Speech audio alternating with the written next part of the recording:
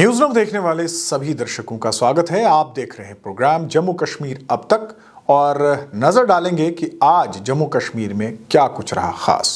सबसे पहले बात करते हैं पहली खबर की और ये खबर जो है वो जम्मू की मुबारक मंडी से है, जहां पे राष्ट्रपिता महात्मा गांधी की पुण्य तिथि जो है वो मनाई गई। इस प्रोग्राम में LG मनोज सिन्हा और इसके अलावा जम्मू कश्मीर की सिविल सोसाइटी के लोग और स्कूली बच्चों ने जो है वो शिरकत की, जहां एक तरफ राष्ट्रपिता महात्मा गांधी को श्रद्धांजलि अर्पित की गई, वहीं दूसरी तरफ उनकी कही गई बातों को जो है वो अमल में लाने की ज़रूरत की बात की गई। और ये बात LG मनोज सिन्हा ने दोहराई कि आज के वक्त में राष्ट्रपिता महात्मा गांधी द्वारा जो बातें कही गई हैं उनको अपनी ज़िंदगी में अमली जामा पहनाने की ज़रूरत है।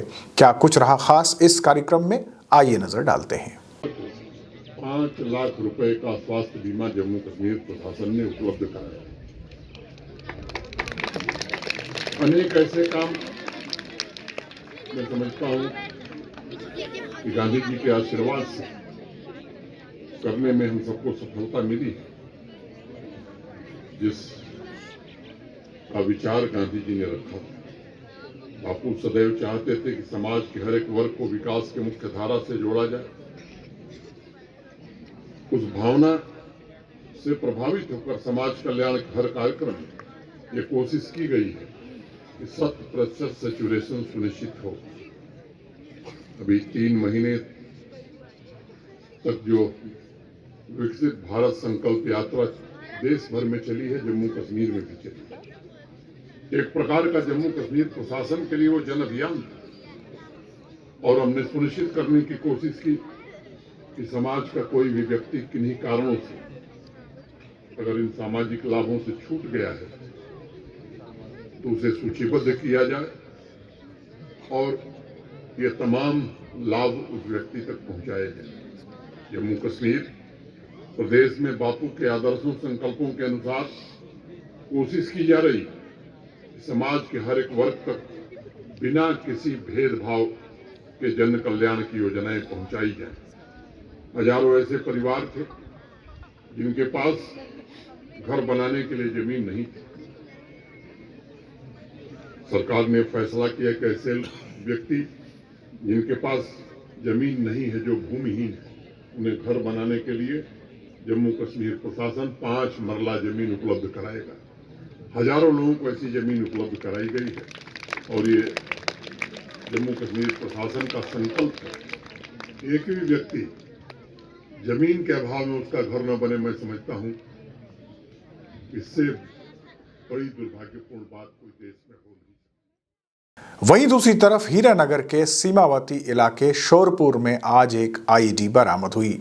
हालांकि जम्मू कश्मीर पुलिस की टीम जब वहां पे पहुंची तो उन्होंने देखा कि ये IED काफ़ी पुरानी थी, लेकिन किसी भी रिस्क को ना लेते हुए जम्मू कश्मीर पुलिस ने बम डिस्पोजल स्क्वाड को जो है वो तलब किया और उसके बाद उन्होंने इस IED को अपनी तहवील में ले लिया।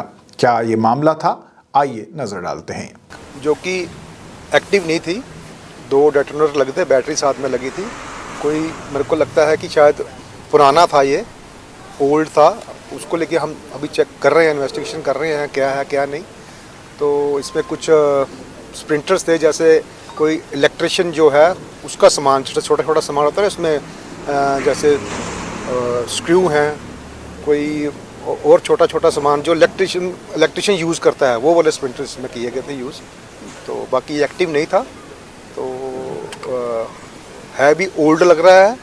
और सबसे बड़ी बात है कि ये जो है इसको प्लास्टर जैसे बोलते हैं, जैसे एक आप समझ लीजिए कि जैसे POP के ऊपर जैसे एक टेप, जैसे हम बाजू पे प्लास्टर, तो उस टाइप से उन्होंने बंद किया हुआ था, उसको बंद किया हुआ था। सर इनपुट थे कि ये कोई ऑपरेशन था सर, सर्च के दौरान? नहीं, ये सर्च के दौरान जो है ये पता लगा। सर ये रूट रहा है पहले भी, पुराना एरिया है, डिफेंस रोड साथ में है, बॉर्डर भी पास में है, कितना खतरनाक है? देखिए, ये जो रूट है यहाँ पे डेली जो है हमारी जो चेकिंग चलती है, दूसरी तरफ भी चलती है।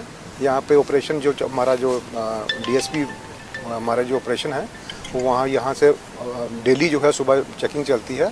लेकिन इसमें ये कह सकते हैं कि जो अभी हमने जो ये चीज़ पकड़ी है, इसमें कुछ हमें लगता है कि ये अभी कुछ क्लियर कट नहीं हमें पता लग रहा कि ये इसका मोटिव क्या था। ये अभी क्योंकि ये अभी इस साइड पर मिला है और इसमें कनेक्शन भी नहीं है, तो अभी अब इन्वेस्टिगेशन चल रही है। जैसे ही हमें कुछ मिलेगा आपके साथ जरूर शेयर क्या लगता है यहाँ पे तैयार की जा रही है क्या ड्रोन कहीं ड्रॉपिंग? ये अभी हम क्लियर कर रहे हैं। वही मैं बोल रहा हूँ कि जैसे ही हमें कुछ क्लियर पता लगेगा आपके साथ जरूर शेयर पाकिस्तानी की साजिश तो नहीं है? मैं बोल रहा हूँ कि अभी एक हम क्लियर कर रहे हैं क्या है, जैसे border होगा का हम इलाका फिर आपके साथ जरूर शेयर करेंगे। आज 30 जनवरी को जम्मू कश्मीर के मुख्तलिफ ज़िलों में भारतीय जनता पार्टी ने अपने पार्लियामेंट्री ऑफिस की शुरुआत की। और मैं आपको बता दूं कि आज जम्मू में भारतीय जनता पार्टी द्वारा बख्शी नगर में भी एक ऑफिस का इनेकाद किया गया, जिसे पार्टी के प्रेसिडेंट रविंदर रैना ने जो है वो इनॉग्रेट किया। आइए नजर डालते हैं इस इनॉग्रेशन पर।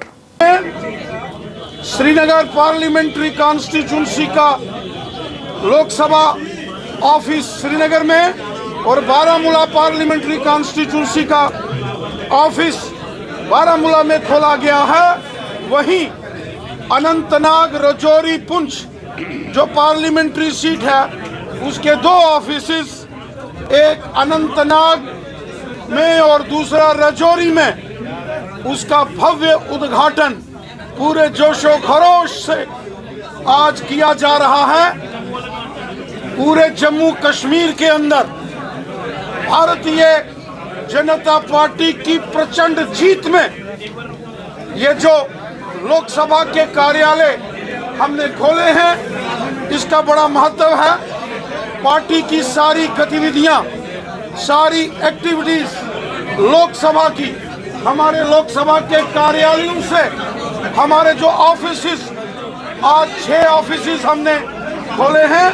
इन ऑफिसेस से ये भारतीय जनता पार्टी का भव्य अभियान चलेगा और प्रचंड बहुमत के साथ 5 की 5 सीटें भारतीय जनता पार्टी जीतेगी।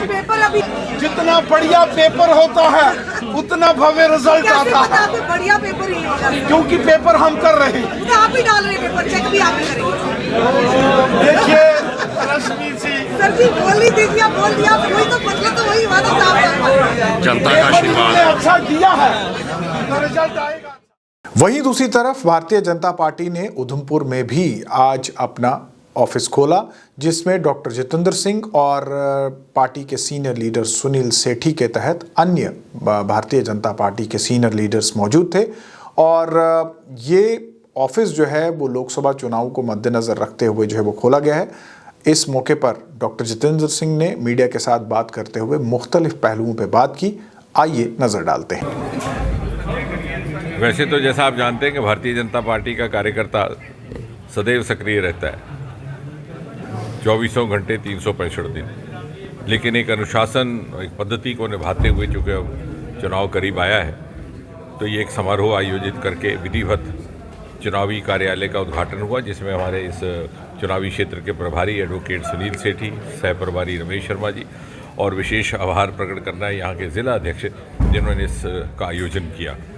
मुझे लगता है कि आने वाले समय में हमने लोगों के बीच में ये लेकर के जाना है ये संकल्प कि जिस प्रकार पिछले 10 वर्षों में मोदी जी ने निराशावाद से निकाल करके इस देश को न केवल आशावाद की राह पर आगे बढ़ाने का कार्य किया, बल्कि 10 सालों के भीतर आज हिंदुस्तान दुनिया के प्रथम श्रेणी के देशों में आकर के खड़ा हो गया।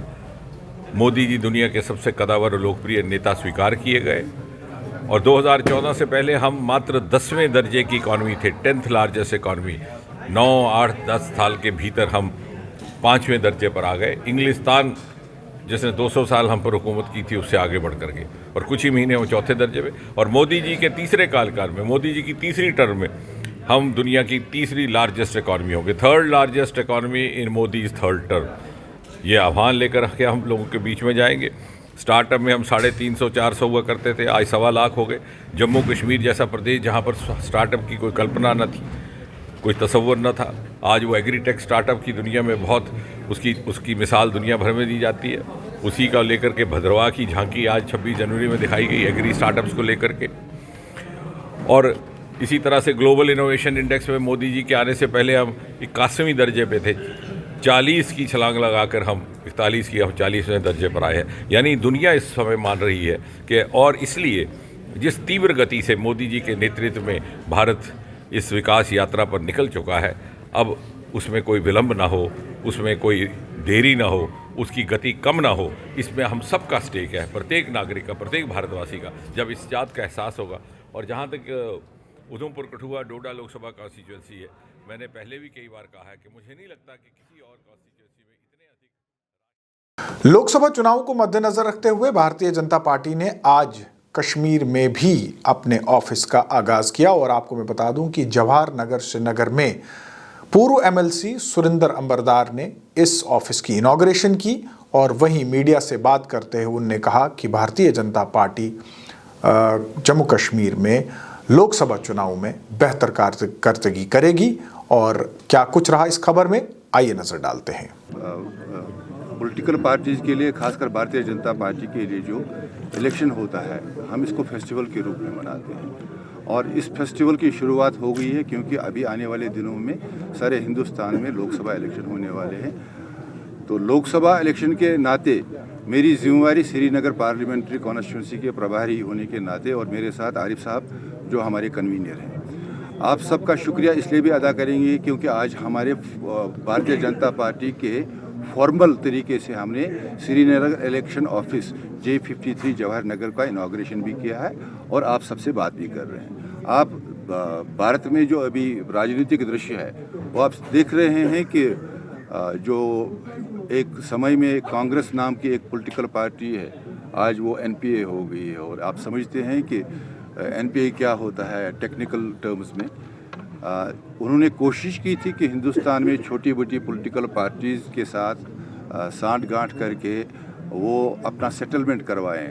पर पिछले दिनों से जैसे ममता बनर्जी ने ये डिसाइड किया है कि वो इंडिपेंडेंट डे इलेक्शन लड़ेगी।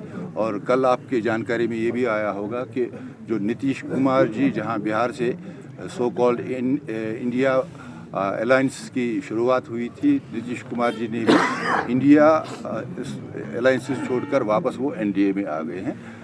हमारा मकसद, भारतीय जनता पार्टी का मकसद ये है कि पिछले 2 बार से कंटिन्यूटी में नरेंद्र मोदी जी भारत के प्रधानमंत्री रहे हैं और हिंदुस्तान का मूड है कि तीसरी बार भारतीय जनता पार्टी नरेंद्र मोदी के नेतृत्व में हिंदुस्तान को, भारत को नेतृत्व दे दे।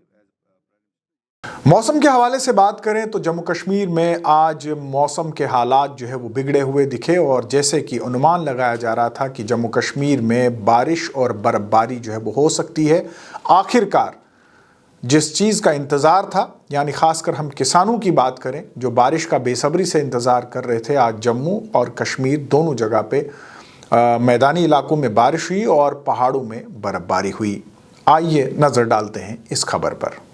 तो आपको बता दें कि बारिश ने जो है वो किसानों के चेहरे पर जो है वो खुशी ला दी है, क्योंकि पिछले काफ़ी समय से जो है किसान इस इंतज़ार में थे कि कब जो बारिश होगी और उनकी जो गेहूं की जो फसल है या अन्य जो सीजनल फसलें हैं उनको कहीं ना कहीं जो है कुछ फ़ायदा होगा। और इसको लेकर जो आज दोपहर के बाद जो बारिश शुरू हुई है, ये कहीं ना कहीं जो मौसमी फसलें हैं उनकी पैदावार के लिए जो है काफ़ी लाभदायक हैं। तो आपको बता दें कि हालांकि जो गेहूं की रुपाई का जो समय होता है वो नवंबर-दिसंबर के जो है महीनों में शुरू हो जाता है। जो कंडी इलाके हैं वहाँ पर देरी से जो है वो गेहूं की बुआई की जाती है और ऐसे में बुआई के बाद जो है किसानों को, जो कंडी इलाके के किसान हैं, उनको इंतज़ार रहता है कि कब बारिश हो। और उसके चलते जो नमी ज़मीन को चाहिए, जो गेहूं की पैदावार के लिए जो नमी की ज़रूरत है, वो कंडी इलाकों में जो है वो बारिश से ही पूरी होती है। और ऐसे में अब जो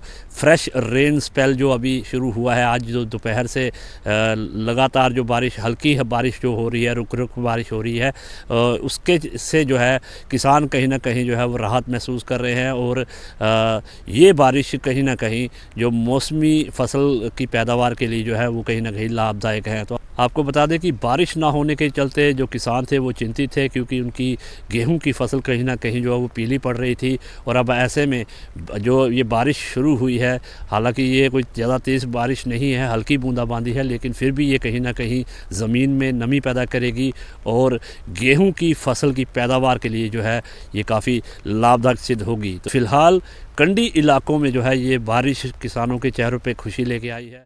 सांबा में आज स्थानीय लोगों द्वारा पीडीडी के खिलाफ जो है वो प्रदर्शन किया गया और लोगों की ये शिकायत थी कि उन्हें एक्सेस बिल जो है वो आए हैं, यानी उनके बिल जो है वो बहुत ज़्यादा आए हैं। लोगों ने मीटर रीडर के खिलाफ नारे भी लगाए और डिपार्टमेंट और सरकार से ये दरख्वास्त की कि वो मीटर रीडर को जो है वो तब्दील करें। क्या मामला था, आइए नजर डालते हैं। 200 GB है या 100 GB है, उसका बिल आ रहा है 200 रुपये, 300 रुपये। और जो आम गरीब नागरिक है उसका बिल जो आ रहा है वो बिल आ रहा है 1000 रुपया, 800 रुपया और 700 के नीचे किसी गरीब का बिल नहीं है। इसी के खिलाफ हमने आज ये प्रोटेस्ट किया है और हमारी गवर्नमेंट से अपील है और डिस्ट्रिक्ट एडमिनिस्ट्रेशन सांबा से अपील है कि इस मीटर रीडर को यहाँ से ट्रांसफ़र किया जाए। अगर नहीं करेंगे तो आने वाले दिनों में, आज मैंने 100-150 लेडीज़ और जेंट्स के साथ प्रोटेस्ट किया है, आने वाले दिनों में इसके खिलाफ हम जोरदार प्रदर्शन करेंगे और रोड भी ब्लॉक करेंगे अगर इसको ट्रांसफर नहीं किया गया। जय हिंद, जय। आज के प्रोग्राम में बस इतना ही, फिर होगी आपसे मुलाकात। इजाजत दीजिए, आदाब।